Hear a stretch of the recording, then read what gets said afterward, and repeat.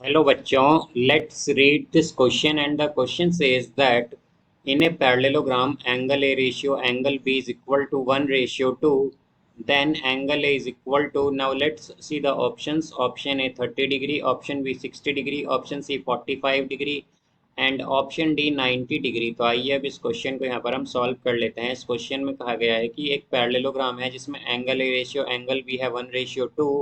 तो हमें बताना है कि एंगल ए क्या होगा। तो यहाँ पर हम की कॉन्सेप्ट यूज करेंगे, कॉन्सेप्ट दैट इन पैरेललोग्राम। तो हमारे पास पैरेललोग्राम में क्या होता है, जो सम होता है एडजेसेंट एंगल्स का, सम ऑफ एडजेसेंट एंगल्स एंगल्स वो होता है हमारे पास 180 डिग्री, इज 180 डिग्री। तो यहाँ पर हम अगर देखें तो हम क्या करेंगे, एक पैरेललोग्राम यहाँ पर ड्रॉ कर लेंगे। तो पैरेललोग्राम क्या होता है, जिसमें अपोजिट साइड हमारे पास इक्वल हो और पैरेलल हो। तो यहाँ पर ये हमारे पास एक पैरेललोग्राम है, इसे हम मान लेंगे ए बी सी डी।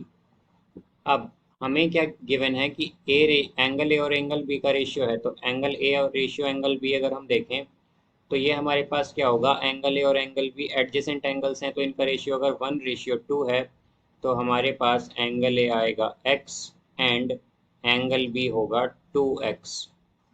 ये आ गया यहाँ पर।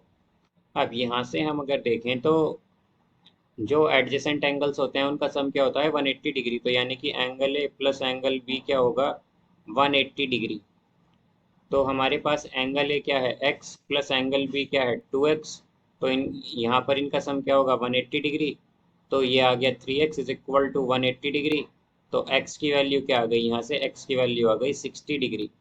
अब हमें बताना है कि एंगल ए क्या होगा। तो एंगल ए क्या लिया था हमने x, तो एंगल ए हो जाएगा 60 डिग्री। तो इसका आंसर होगा यहाँ पर 60 degree. So the correct answer is option B. I hope you understood it well. Best of luck. Thank you.